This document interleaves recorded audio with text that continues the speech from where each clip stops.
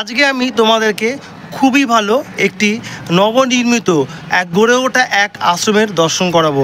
নবনির্মিত বলার কারণ হচ্ছে এই আশ্রমটি তৈরি হয়েছিল 2021 সালের ডিসেম্বর মাসে এই আশ্রমটি উদ্বোধন হয়েছিল, সেই জন্য আমি একদম নবনির্মিতই বলছি। তো এই আশ্রমটি দর্শন করার জন্য এখন আমি চলে এসেছি হুগলি জেলার সিমলাগড়ে। আর এই আশ্রমটি হচ্ছে ভারত সেবাশ্রম সংঘ। তো আজকে আমি তোমাদেরকে আমার ব্লগের মাধ্যমে এত সুন্দর হুগলি জেলার সিমলাগড়ে গড়ে ওঠা ভারত সেবাশ্রম দর্শনটি করাবো। তো আজকে চলো, খুব ভালো লাগবে।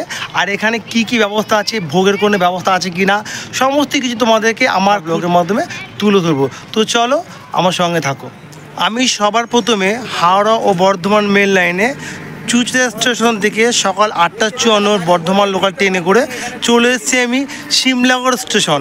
সিমলাগড় স্টেশনে এসে আমি এখন আমি A1-এ নেমেছি, ট্রেন থেকে A1-এ নেবে আমি এখন যাব 2 নম্বরের দিকে।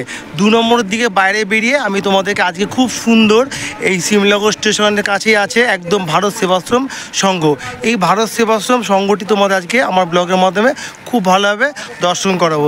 তো চলো এখন আমি বাইরে বেরিয়ে দেখি হেঁটে যাব কি টোটো বা অটো করে কিসে যাই, তোমাদেরকে আমি সমস্ত বিস্তারিত আমার ব্লগের মাধ্যমে তুলে ধরবো। আমি কিছুটা হেঁটে যাচ্ছি, হেঁটে গিয়ে পেয়ে যাবো আমি ওভারব্রিজ। ওভারব্রিজ থেকে উঠে আমি চলে যাবো ডান দিকে। ডান দিকে গিয়েই আমি ধরবো অটো কি টোটো এবং হেঁটেও যেতে পারি। তো তোমাদের আগেই বললাম, তো চলো যাওয়া যাক। এই যে দেখতে পাচ্ছ এটা হচ্ছে সোজা সিঁড়িটা দেখতে পাচ্ছ, এটা হচ্ছে ওভারব্রিজে ওটা সিঁড়ি। তো আমি এখানে সোজা উঠে আমি ব্রিজে ওখান থেকে গিয়ে ওই যে ওপারটা যাবো, আর ওপারটা গিয়ে ওইখান থেকে সোজা বেরোবো। তো চলো যাওয়া যাক। আমার আঙুল সরাসরি দেখে নাও, তোমরা যদি আসো এইভাবেই তোমরা যাবে।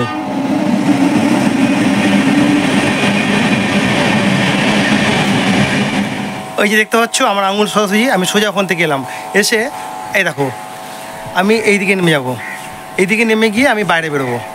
এই যে আমি ওভারব্রিজ থেকে সোজা চলে এলাম, এই ওভারব্রিজ দিয়ে সোজা এসে আমি উপর দিয়ে উঠলাম, উঠে এই যে আমার আঙুল সরাসরি দেখতে পাচ্ছ এখানে নামলাম, নেমে ঠিক এইখানে দাঁড়ালাম। আমার ডান দিকটা দিয়ে যে রাস্তাটি দেখতে পাচ্ছ এই রাস্তা ধরে আজকে যাবো আমি ভারত সেবাশ্রম সংঘ।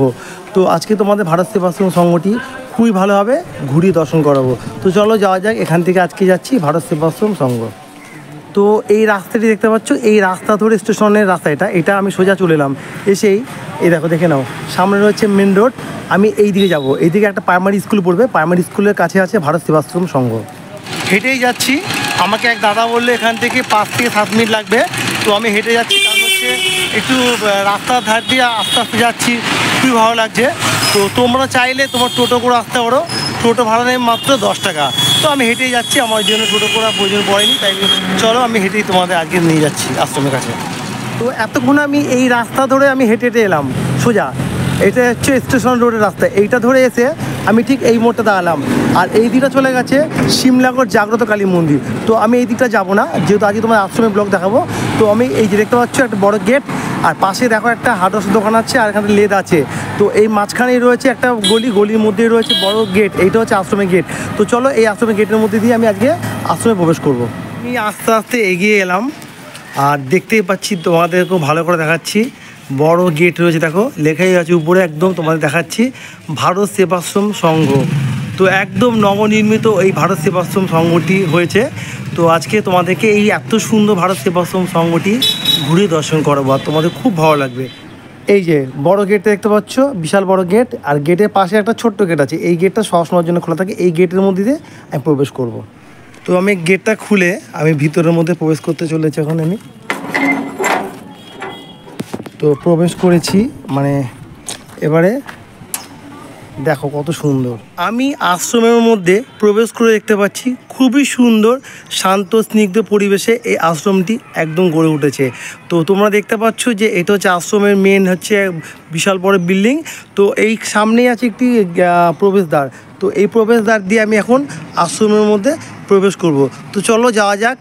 এই আশ্রমে প্রবেশ করার জন্য 2টি প্রবেশদ্বার আছে, এই একটি আর এই একটি, মানে এইটি হচ্ছে অনুষ্ঠান পারপাসের সময় খোলা হয়, আর এইটাও সর্বদা খোলা থাকে। তো আমি এইটার মধ্যে দিয়ে এখন আমি প্রবেশ করব। আমি আস্তে আস্তে প্রবেশ করছি, খুবই ভালো লাগছে প্রবেশ করে, আরও কথা হচ্ছে। আমি আশ্রমের মধ্যে প্রবেশ করে দেখতে পাচ্ছি খুবই সুন্দর দেবাদিদেব মহাদেবের একটি খুব সুন্দর শ্বেত পাথরে একটা বিগ্রহ রয়েছে। তো খুবই ভালো লাগছে দেখো, আর নিচে রয়েছে শিবলিঙ্গ। তো এখানে নিত্য পুজো হয়। তোমাদেরকে খুবই সুন্দরভাবে দেখাচ্ছি, দেখো।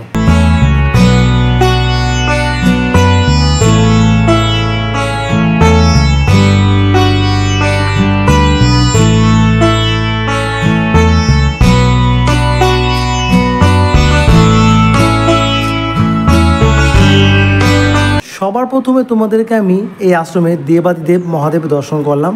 আর এই আশ্রমে দেখতে পাচ্ছি 3টি দরজা, একটি, মাঝে একটা, 2টি, আর শেষে একটা, 3টি। তো মাঝেরটি আমি তোমার লাস্টে দেখাবো, আমি আগে দেখাবো শেষেরটি। তো আমি তোমাদের দেখাচ্ছি, চলো। ওইখানে আছে খুবই ভালো একটি বিগ্রহ, ওই বিগ্রহ দর্শন করে তোমাদেরকে আমি মাঝে যে দরজাটা আছে সেই দরজার মধ্যে আমি প্রবেশ করব, এবং প্রবেশ করে তোমাদেরকে আমি যে উদ্দেশ্যে আসা এই আশ্রমে, সেই আশ্রমের প্রতিষ্ঠাতা যে বিগ্রহ রয়েছে সেই বিগ্রহ দর্শন করাবো। তো আস্তে আস্তে এখন আমি এর মধ্যে প্রবেশ করছি। তো প্রবেশ করে দেখতে পাচ্ছি খুবই সুন্দর, এখানে রয়েছে বিগ্রহ, অনেক কিছু বিগ্রহ আছে। তো তোমাদেরকে আগে দর্শন করাচ্ছি। দেখো, রাধা কৃষ্ণ বিগ্রহ, আর এদিকে রয়েছে রামের বিগ্রহ, আর মাঝে রয়েছে একদম সাইডে রয়েছে, এটা হচ্ছে হনুমানের বিগ্রহ। রাধা কৃষ্ণ বিগ্রহ এবং হনুমানের বিগ্রহ এবং রামের বিগ্রহ, ঠিক নিচে রয়েছে প্রভু বলরাম, জগন্নাথ এবং সুভদ্রা দেবীর বিগ্রহ। তো টোটালি সমস্ত বিগ্রহগুলি খুবই সুন্দর আর খুবই ভালো, আর আমার খুব ভালো লাগলো।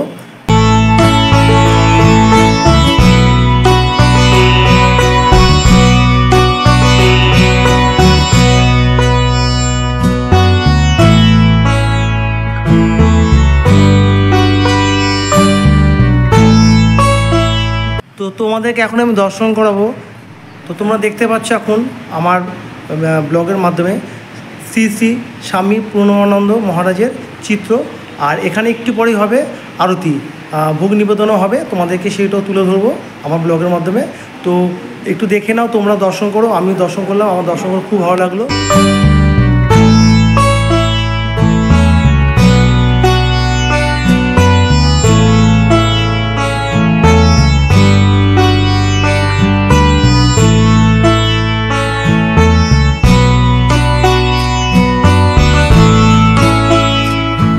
নমস্কার, ভারত সেবাশ্রম সংঘ শিমলাগড় গ্রামীণ সেবা কেন্দ্র থেকে সমস্ত দর্শকদের আমি জানাই আন্তরিক শ্রদ্ধা। এই শিমলাগড় আশ্রম 2018 সালে জায়গাটা পাওয়া গিয়েছিল। তারপরে কাজ করতে করতে 21 সালে আমরা এই মন্দিরটা উদ্বোধন করি। এই মন্দিরে শিব মন্দির, জগন্নাথ মন্দির, রাধাকৃষ্ণ, রাম, চন্দ্র এবং হনুমান যে মূর্তি আছে, নিত্য পূজা হয় 3 বেলা। দুপুরবেলা প্রসাদের ব্যবস্থা আছে, এবং যাত্রীরাও যদি এসে থাকতে চান, আমাদের 4-5টা গেস্ট রুম আছে, সেখানে থাকতে গেলে 300 টাকা পার রুম দিয়ে থাকতে হবে। প্রসাদের জন্য 50 টাকা দিতে হবে। আর আরতি দর্শন করতে গেলে 11টার আগে আসতে হবে। 11টায় আরতি শুরু হয়, আর সন্ধ্যায় 7টায় আরতি শুরু হয়। এই ভারত সেবাশ্রম সঙ্গে এখানে করা হয়েছে যে গ্রাম এলাকায় যে গরিব মানুষগুলো যাতে উপকার পায়, সেই জন্য আমরা দুর্গাপূজায় বস্ত্র দান করি, শীতের সময় আমরা কম্বল দান করি। প্রতি মাসে গরিব মানুষের চক্ষু চিকিৎসার মাধ্যমে ক্যাটারের অপারেশন করে দেওয়া হয় ফ্রি।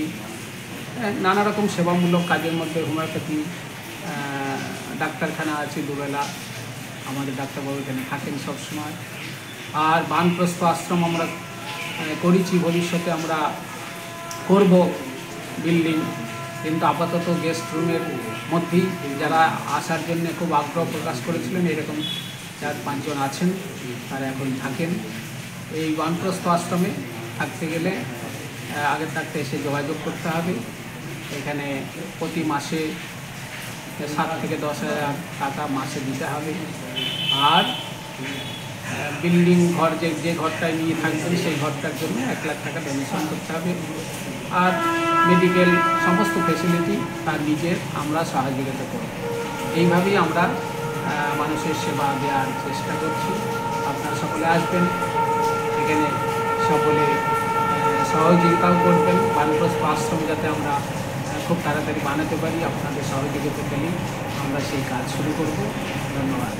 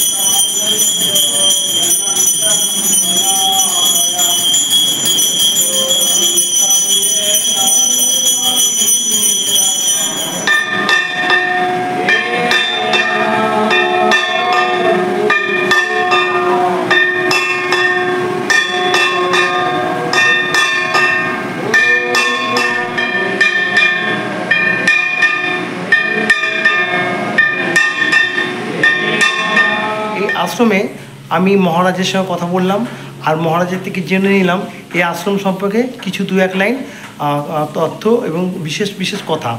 তো এবার আমি এই আশ্রমে যিনি মহারাজ আমাকে বললেন আশ্রম সম্পর্কে কী কী ফেসিলিটি আছে, তাই সেই ফেসিলিটিগুলো দেখার জন্য আমি এই আশ্রমে এক ভাই আমার থেকে ছোট, আমাকে মহারাজ বলতে বারণ করলো। তো ভাই আমাকে ভাই বলতে পারে, বন্ধু বলতে পারি। তো আমাকে এখন এই আশ্রমের যে ফেসিলিটিগুলো আছে, কী কী ফেসিলিটি আছে তা দেখানোর জন্য আমাকে টোটাল এখন আশ্রমটি একটু ভালোভাবে ঘুরে দেখাবে। তো ভাই আমাকে এখন আস্তে আস্তে নিয়ে যাচ্ছে। এদিকে হচ্ছে টয়লেটের অবস্থা, খুবই সুন্দর টয়লেট রয়েছে, অনেকগুলো টয়লেট আছে। আর লাইটটা জ্বালিয়ে দিল, এই দেখো, দেখে নাও। এখানে প্রচুর ভালো ব্যবস্থা আছে। হ্যাঁ, খুবই ভালো দেখো আছে ব্যবস্থা। আচ্ছা, হিটারের ব্যবস্থাও আছে, দেখো খুবই ভালো। তো এখানে কোনো সমস্যা হবে না, বিশেষ করে লেডিসরা যখন কোনো আশ্রমে যায় তাদের একটা প্রবলেম থাকে যে বাথরুমের সমস্যার জন্যে, তো এখানে কোনো সমস্যা হবে না। আর এই সামনে রয়েছে এখন জলের দেখো অ্যাকোয়াগার্ড রয়েছে। তো ভাই আমাকে নিয়ে যাচ্ছে উপরের যেখানে যাত্রী নিবাসের ব্যবস্থা আছে। আর বৃদ্ধাশ্রমের ব্যবস্থাটা কোন দিকে আছে ভাই? ওপরে। আচ্ছা আচ্ছা, চলো। আমি এখান দিয়ে বেরিয়ে এলাম এই দরজা দিয়ে বেরিয়ে এসে বাইরে এসে এই যে সিঁড়ি দেখতে পাচ্ছ, ভাই দাঁড়িয়ে আছে। এখান থেকে উপরে আমি উঠে যাবো বিল্ডিংয়ের এই যে সিঁড়ি দিয়ে, যে এখানে আছে বৃদ্ধাশ্রম এবং হচ্ছে যাত্রী নিবাস। তো চলো দেখাবো। তো আমি অলরেডি উপরে চলে এসেছি, একদম নবনির্মিত আশ্রম, আর খুবই সুন্দর দেখতে পাচ্ছ। ইনি এক ভদ্রমহিলা রয়েছেন, উনি বৃদ্ধাশ্রমে থাকেন। আচ্ছা, এক কাকিমা রয়েছেন ইনি। তো আমি যাব। এই যে রুমগুলো দেখতে পাচ্ছ তালা দেওয়া আছে, এগুলো যাত্রী নিবাস হিসেবেও থাকতে পারে এবং থাকতেও পারে বৃদ্ধাশ্রমে যে যারা থাকতে চান তারা এখানে থাকতে পারেন। তো খুবই ফেসিলিটি আছে এই আশ্রমে, তোমাদেরকে বারবার করে বলছি, খুবই সুন্দর। একদিন দর্শন করতে আসো, খুব ভালো লাগবে। এই ওপরের ঘরেও খুব সুন্দর ব্যবস্থা আছে। এখানেও রয়েছে অ্যাকোয়াগার্ড, বেসিং রয়েছে, এই দিকে রয়েছে টয়লেট, এপাশেও রয়েছে টয়লেট রয়েছে। এদিকে দেখো খুব সুন্দর কোমোডের ব্যবস্থা আছে বয়স্কদের জন্যে, খুবই ভালো লাগবে, এখানে কোনো রকম সমস্যা হবে না। এবার এই দিকটাও রয়েছে টয়লেট রয়েছে। তো চলো যাওয়া যাক, আরও একটু দেখে নেবো, ভালোভাবে ঘুরে নেবো। এই ভাই আমাকে নিয়ে এলো একটা বিশাল বড় একটা হল ঘর দেখতে পাচ্ছি। হল ঘরের মধ্যে রয়েছে স্কুল বলতে টাইপ স্কুল, মানে দেখো কত টাইপের একদম মিসিং রয়েছে, এখানে টাইপ শেখানো হয়। তো বিশাল বড় হল ঘরের মধ্যে এখন টাইপ স্কুলের ব্যবস্থাও রয়েছে। আর এখানে রুম আছে, এখানে যাত্রী নিবাস হিসেবে কেউ থাকতেও পারে বা হ্যাঁ, এখানে কোনো অসুবিধা নেই, কোনো রকম সমস্যা নেই, এখানে সব কিছু ব্যবস্থা আছে। তো এইদিকে টাইপ মেশিনগুলো রয়েছে, এখানে এখন টাইপ শেখানো হয়। এখানে বিশাল বড় রুম, দেখো তোমাদের এতক্ষণ দেখালাম, মানে পুরো রাউন্ড করে চলে এলাম, একবার রাউন্ড নিয়ে আবার চলে এলাম যেখান থেকে সিঁড়িতে উঠেছিলাম সেই সিঁড়ির কাছেই। তো এই দেখো আমি এই সিঁড়িতে উঠেছিলাম, বিশাল বড় বিল্ডিং এটা। এই আশ্রমে আমি যত ঘুরছি তত ফেসিলিটি দেখতে পাচ্ছি, কারণ এই আশ্রমে ফেসিলিটি শেষই নেই। এখানে কী না ফেসিলিটি আছে তোমাদেরকে বলেছি। এখানে আছে বৃদ্ধাশ্রমের ব্যবস্থা এবং আছে যাত্রী নিবাসের ব্যবস্থা। তাছাড়াও পেয়ে যাবে মধ্যাহ্নে সুস্বাদু ভোগ। তো ভোগের জন্যে কুপন কাটতে হবে 50 টাকা দিয়ে। তো এছাড়াও তোমরা এই আশ্রমে পেয়ে যাবে চিকিৎসার ব্যবস্থা। হোমিওপ্যাথি ডাক্তার প্রতিদিন বসে, সকাল 7টা থেকে বসে, প্রত্যেক দিন মূল্য লাগে 50 টাকা করে। আর রোববার করে বসে সকাল 7টা থেকে, সেখানে মূল্য লাগে 20 টাকা করে। এছাড়া প্রত্যেক দিন বৈকালে 3টে থেকে বসে, যতক্ষণ পেশেন্ট থাকে ততক্ষণ এখানে ডাক্তারবাবু ট্রিটমেন্ট করে যান। তো এই আশ্রমে এখন আমি তোমাদেরকে দেখাবো খুবই ভালো আরেকটি, যেখানে আছে যে রসই ঘর, এবং রসই ঘরে ছাড়াও আমরা যেখানে ভোগ গ্রহণ করব, ভক্তদের জন্য ভোগ গ্রহণের ব্যবস্থা আছে, সেই ভোগ গ্রহণ করব, সেই তোমাদের এখন রুমটা দেখাবো। আর এই যে দেখতে পাচ্ছ এখানে হচ্ছে মধ্যাহ্নে সমস্ত ভক্তগণরা এখানে বসে মহাভোগ প্রসাদ গ্রহণ করে, চেয়ার টেবিলের ব্যবস্থা আছে। আর তোমার দেখাচ্ছে এখন রাসই ঘর, যেখানে এই মহাভোগ প্রসাদের রাসই ঘরে মহাভোগ প্রসাদ তৈরি হয়। তো চলো তোমাদের একটু রাসই ঘরটা ঘুরে দেখাচ্ছি। তো রাসই ঘরে প্রবেশ নিষেধ আছে, আমাকে মহারাজ বললেন। তো এটা বেশিরভাগ আশ্রম এবং মন্দিরে ব্লক করতে গেলে সেখান থেকে বলেই দেয় যে রাসই ঘরের প্রবেশ নিষেধ আছে। তো তোমাদের আমি ওই জন্য প্রবেশ করে দেখাতে পারলাম না। তো এই দিকটা হচ্ছে রাসই ঘর, তোমাদেরকে আমি দেখিয়ে দিলাম। টোটাল এই বিল্ডিংটি বিশাল বড়, আর তোমাদের দেখাচ্ছি। আর বাইরে বেরিয়ে এসে এখানে রয়েছে এটা রাত্রি ঘরের দরজা, তালা মারা আছে। আর এই দিকটা ছোট্ট একটা বাগান রয়েছে, এখানে অনেক শাক পাতা হয়েছে, দেখতেই পাচ্ছ। এই আশ্রমের ডাক্তারবাবু, এই আশ্রমে প্রতিদিন ডাক্তারবাবু বসেন। আমি ডাক্তারবাবুর কাছ থেকে জেনে নেবো উনি কবে থেকে এবং কটা থেকে কটা পর্যন্ত বসেন এবং পেশেন্টকে কটা পর্যন্ত ট্রিটমেন্ট করেন, সমস্ত কিছু। ডাক্তারবাবু নমস্কার। নমস্কার, আমার নাম বিশ্বজিৎ হালদার। আমি ভারত সেবাশ্রমের সঙ্গে মানে কী বলে ওকে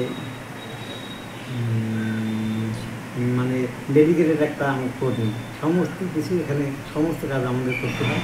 আর চিকিৎসার জন্য যদি রোগী আসেন, আমরা যে কোনো সময় আসবে আমরা তাদের দেখে দেবো। আর সাধারণত সকাল 7টা থেকে 10টা পর্যন্ত সকালে, আর বিকালবেলা 3টে থেকে 6টা পর্যন্ত দেখা হবে।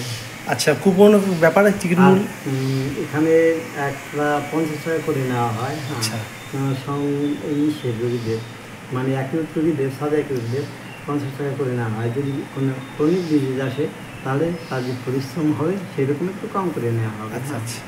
এখন আমি ফাইনালি মহাভোগ প্রসাদ গ্রহণ করবো। মহাভোগ প্রসাদে গ্রহণে আমি অলরেডি অনেক কিছু দিয়ে দিয়েছে, শাক দিয়েছে, ভাত দিয়েছে, এটা প্রসাদ দিয়েছে, ভোগের প্রসাদ দিয়েছে। তো এখন আমি প্রসাদ গ্রহণ করব। তো খুব ভালো লাগছে, আমি খুব গর্বিত যে এই আশ্রমে এসে এত সুস্বাদু মহাভোগ প্রসাদ গ্রহণ করতে চলেছি।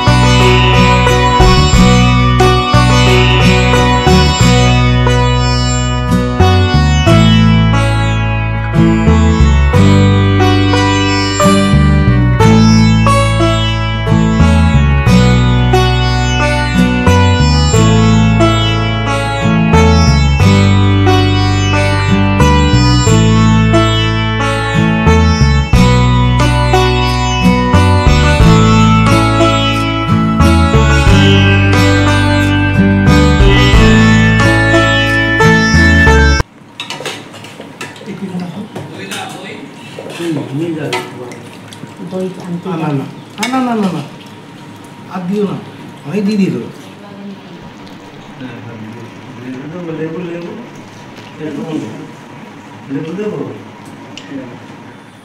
আমি যে কোনো আশ্রম এবং মন্দিরে যেখানেই যাই না কেন, আমি তুলে ধরার চেষ্টা করি আমার ব্লগের মাধ্যমে তোমাদের দেখানোর জন্যে যে সেখানে কি কি ফেসিলিটি আছে।